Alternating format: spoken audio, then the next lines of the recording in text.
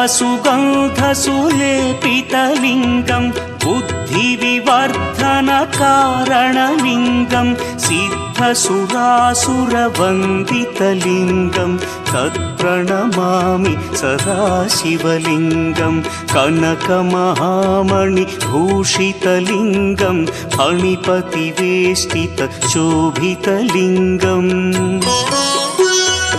दक्षसुयज्ञविनाशनलिङ्गं तत्प्रणमामि सदाशिवलिङ्गम्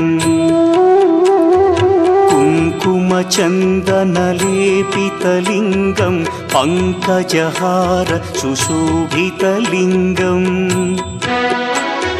सञ्चितपापविनाशनलिङ्गं तत्प्रणमामि सदाशिवलिङ्गम्